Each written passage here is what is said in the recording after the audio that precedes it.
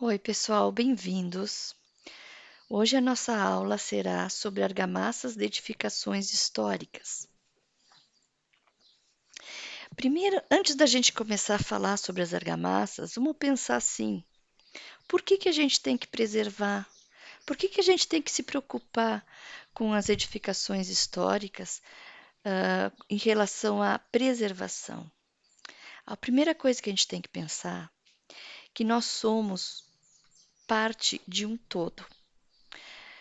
O ser humano, ele está inserido num ambiente e esse ambiente tem correlações muito importantes para nós. Existe um físico austríaco chamado Fritjof Capra que ele diz o seguinte: somos parte de um todo onde coexiste uma infinidade de seres, cada um com seus sistemas complexos, tecendo a teia da vida. Isso quer dizer o quê? Que estamos todos conectados em vários sistemas que são interrelacionados. Para a nossa sobrevivência, nós precisamos agir conscientes que nós somos seres humanos inseridos no ambiente que está inserido num todo. Já que nós estamos em um planeta interagindo com o meio ambiente, com a natureza, nós temos que ter consciência que nós somos parte dessa natureza e a nossa sobrevivência depende da sobrevivência da natureza, ou seja, nós e a natureza somos um todo. Através de redes de relacionamento, nós construímos, através de uma sociedade, uma história. Nós construímos com os demais a história de uma sociedade. E como é que a gente deixa essa história registrada? Através do que nós construímos, né? O homem deixa seu legado para as gerações futuras através da intervenção com o ambiente e seus produtos criados, ou seja, como nós interferimos no meio ambiente e o que nós deixamos como legado é essa criação, é essa interferência. Com esses registros, é possível que a gente compreenda a nossa história. Se nós acabamos com esses registros, nós não temos como perceber a nossa história. Nós não temos como perceber o que deu certo e o que deu errado antes da nossa existência. A destruição dos bens herdados das gerações passadas acarreta o rompimento da corrente do conhecimento, levando repetição incessante de experiências já vividas. Por isso a importância da preservação do patrimônio histórico. Já dizia Einstein que insanidade é continuar fazendo sempre a mesma coisa e esperar resultados diferentes. Se nós não temos o registro do que já foi feito antes, nós não temos como descobrir os erros e os acertos dos passados. Então, nós somos levados a repetir incessantemente os erros do passado. Tá? Uh, Essa aula, pessoal, eu deixo registrado que ela foi baseada bastante na dissertação do Gustavo da Silva Salles, tá? Então, tem várias citações dele aqui nessa aula, tá? Ele é um professor do IFSU, do Instituto Federal lá do Pará, e ele fez a dissertação dele nas caracterizações das argamassas lá de Belém, tá? É bem interessante essa bibliografia para vocês darem uma olhada. E ele diz que, segundo Souza, as argamassas históricas assumem papel importante na conservação do patrimônio edificado, pois protegem a alvenaria contra as ações climáticas, choques mecânicos e conferem o aspecto da conservação e edificação. Ou seja, as argamassas elas são super importantes porque elas protegem o patrimônio, né? Contrações climáticas, choques mecânicos, né? E confere, então, esse aspecto de conservação da edificação. Como ela tem essa função de proteger as alvenarias contra intempéries e agentes agressivos, as argamassas são um dos primeiros elementos construtivos a sofrer degradação. Então, nós utilizamos argamassa para assentamento e para revestimento. Então, é muito importante o conhecimento dessas argamassas e desses materiais para uma perfeita conservação da edificação, tá? Então, de onde vêm, né, essas argamassas? Nossa, lá no Antigo Egito, Oriente Médio, Oriente Médio, nas Américas, né? Na Ásia, enfim, em todo o planeta, as edificações elas foram feitas com argamassas, com aglomerantes como gesso e cal. Esses eram o que ligava, né, as partes então dos agregados que eram areias, argilas, né, e etc. Anteriormente, a argila era usada de forma a unir essas peças da natureza, mas depois, com o descobrimento, então, com a cal e o gesso, eles passaram a utilizar, então, por todo o planeta esse tipo de ligante, né?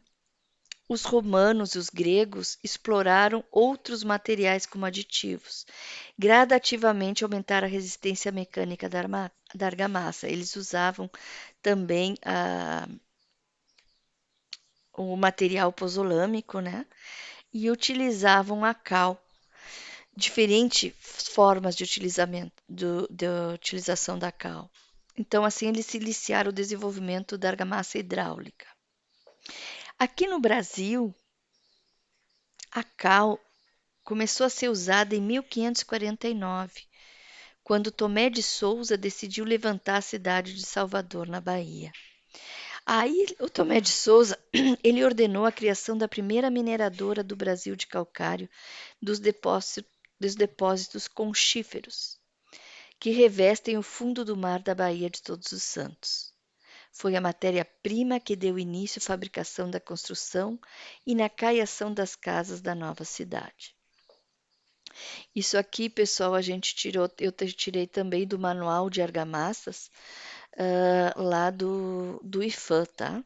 Então, também foi outro material que eu peguei para fazer essa aula. Então, é o seguinte, o que faziam para conseguir cal? Nem todos os lugares tinham jazidas de calcário. Então, em Salvador, eles faziam o quê? Eles utilizavam as conchas, eles faziam uma queimação de conchas para conseguir a retirada do calcário. Então, assim, os revestimentos argamassados, eles ainda sofrem algumas discriminações num processo de restauro, pois são tratados sem nenhuma preocupação quanto ao registro. Isso é muito importante, pessoal. Toda forma de restauração, ela deve ter um registro. E faz pouco tempo que esses registros começaram a ser levados a sério em relação às argamassas, tá? Técnicas ancestrais estão sendo perdidas como resultado do desconhecimento da Constituição e da tecnologia envolvida, sendo menosprezado o seu valor histórico. Ou seja, técnicas construtivas antigas, elas estão se perdendo porque esse cuidado para a caracterização das argamassas históricas não estava sendo levado tão a sério. Então, a partir de agora, esse tipo de caracterização, esse tipo de estudo e esse tipo de registro está sendo feito, porque sem isso o conhecimento se perde. Então, tem essa preocupação do desenvolvimento de métodos e técnicas que permitam a conservação dos revestimentos ainda sobreviventes.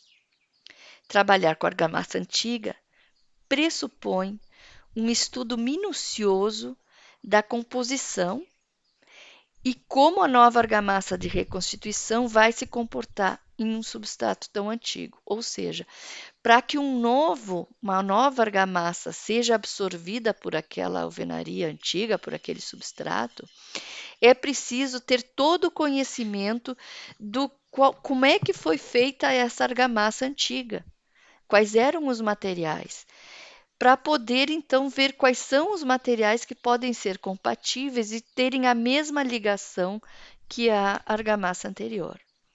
Para estudar essa composição, a gente precisa utilizar técnicas de caracterização química, mineralógica e estrutural, pois somente assim é possível conhecer seus constituintes. E isso, pessoal, foi o que se fez então, que se começou a fazer aqui no IFSU com a experiência do professor Eliezer.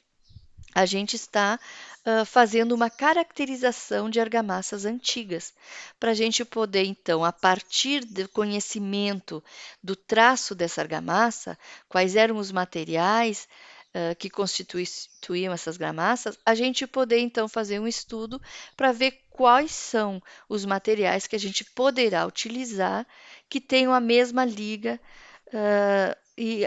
os mesmos componentes para que essa argamassa tenha uma liga no substrato e continue ali, não caia, que é o que acontece se tu bota uma argamassa nova com cimento numa alvenaria, num substrato antigo, né? Ele não tem a liga, com o tempo ele descasca e cai, trazendo mais substrato ainda decomposto junto com eles. Por isso essa preocupação. Então, para terminar aqui essa primeira parte da aula, tem uma citação, então. Como uma árvore, a sociedade, quanto mais firme e profundamente tiver suas raízes fixadas no substrato do passado, tanto mais forte e resistente desenvolve seu tronco no presente. E tanto mais garantirá a sua copa no futuro a capacidade de florir e frutificar sadia e absolutamente. Então, era isso, pessoal. Vamos pensar, então, e peço a vocês que continuem estudando e procurando o conhecimento sobre argamassas históricas. Precisamos desse conhecimento para poder continuar nossa preservação e precisamos continuar nossa preservação para continuar a fazer edificações construídas a partir da nossa história. Precisamos preservar para preservar nossa história, para poder construir um futuro baseado em raízes sólidas. Um grande abraço e até a próxima.